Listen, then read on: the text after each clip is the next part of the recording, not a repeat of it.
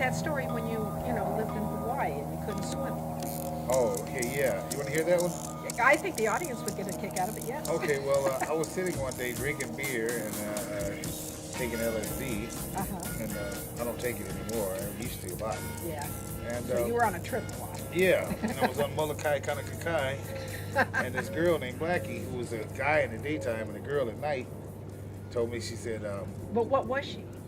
Or he? she was a Blackie. Well, I mean, you said she was a girl in the daytime and a guy at night? No, a girl and a guy in the daytime and a girl at night. Well, did she have breasts and a vagina or a penis? Yeah, I think she had a vagina. Oh, so she Because was... the guitar player used to like her in the nighttime, but in the daytime he didn't like her.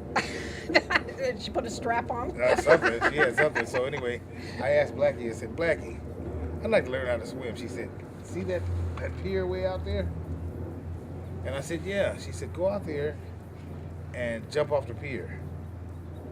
And I said, really? She said, yeah. I said, what's that going to do? She said, once you jump in the water, you'll know how to swim.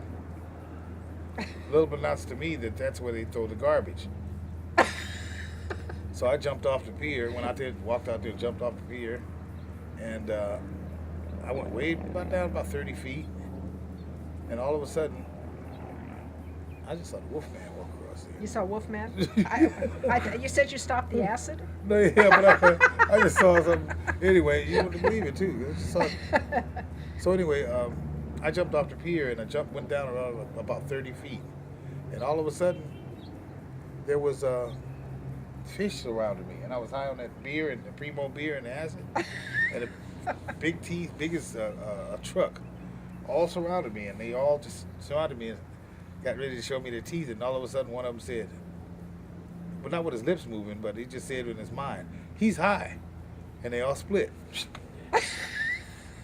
So I'm treading water, and I'm saying, man, I'm so glad those big fish left. Because they were showing me their teeth, and like they were showing me, somebody would show you a knife, like a hard, And so I was treading water, and I came up to the surface, and I didn't know that the undertow had taken me out around about 2 miles. So when I came up, I started swimming, in a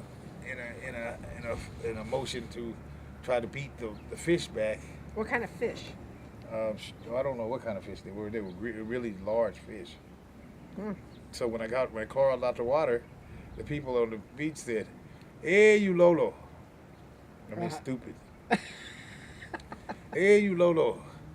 You're kind. You that's stupid. That's where they throw the garbage." And that's why when I found out they threw the garbage, so that meant that that's why they thought. So those fish thought I was garbage when I jumped in.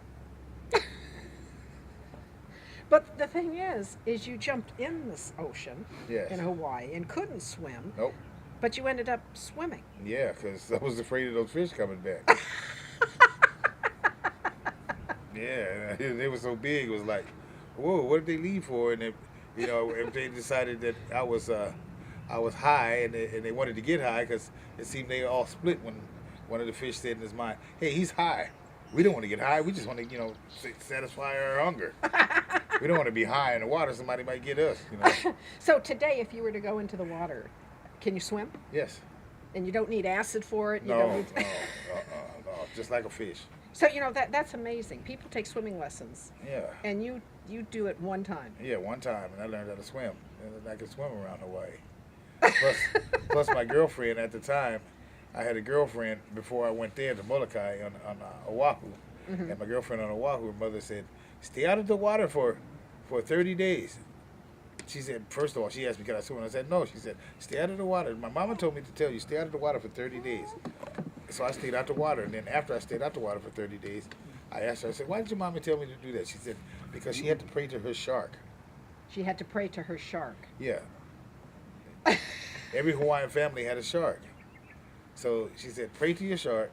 What do you mean every Hawaiian family had a shark? Every Hawaiian family has a designated shark. And where are these sharks? In the ocean. In the ocean. Mm-hmm. So that's too crazy of a story. I mean, there's a whole bunch of sharks in the ocean, and everyone has their own shark. Yeah, and then... And do they know which shark is theirs? Yes, and they pray to the shark, and then their shark will let all the other sharks know that there was some significant action and prayer done to to protect whoever they wanted to protect. Well, see, you need to write a song now about sharks. Yeah, protect the shark protectors. Now, when you were on tour and traveling all over the world, what kind of life was that? I mean, you're appearing on stage and all this and that, but I mean, did you have all the groupies and you have the parties and the drug and the sex and the rock and roll? No, I used to stay away from it. You did. So you had no women, no drugs, just rock and roll, right? No men, No men. no, not like that. No drugs, no beer, no whiskey. What else? Yeah, and I mind No starting. whips, I believe no that chains, no handcuffs, no smashing anybody's faces. None of that. No, we were just like nuns. one. Now, what is life really like on there? Oh, Come on, it's wild, you're young. What it used to be like is incredible. I mean, first time I ever went on the road, I went to San Francisco, and we were in Oakland at the Oakland Community Theater. And Charles Miller, and Charles Miller, saxophone player, had two blonde little girls in this room, and I knocked on his door. But I opened the door, and they were just looking around the door. I said, "Charles, what's going on?" He said, "This is what it is. This is what it is." This is what it is." I said, "Wow, I can look forward to this is what it is," but I never had that's what it was. I never had two little blonde 16-year-old girls in my room. And Well, you're lucky that they weren't 16, unless you were 16. No, I was 19. Oh, well, and that's good. That's Yeah, good. but I mean, I was looking forward to it. It never happened, so I wasn't always looking around the corner for it. I was just, looking, seeing, and anticipating they might just say, "Oh yeah, well we want to be in there, doing something." And hope you want to do it too. And, But you actually have had a bit of a normal life, too. I mean, you have been married, if you call that normal. You've been married, you have children. the first time I was married for 2 weeks. 2 weeks. Yeah. Well, that's... Second time was 2.5 years, so that was an improvement. Well, that's an improvement. 2 weeks. 2 weeks. Wow, you found out real quick, huh? Yeah, I found out real quick that when I came home, she told me the tank was full. I said, "Let's make love." She said, "Tank's full," or something like that. The tank is full? Something like that made me deterred. Change my mind. Make a alternate move towards wanting to make love. And that morning when she woke up, I said, "Oh damn, I wanted to do it last night. I don't want to do it this morning. I want to rest." So I came up with a left hook, and then she hit the sliding glass window and ran down the street. And she brought this policeman back, and I was looking up at his boots. Yeah. And? And he was telling me she's gonna take the car, her ring, and the dog. I said, "Cool." Looking up at his boots. Okay. I was trying to figure out how he got in the house and where was the rest of him at. Yeah, How long will you be gone? I'm gone right now, but I mean, no, I'm coming back. How long will we be back? Gone. I will be gone about 3 weeks. 3 weeks? And one of the tours.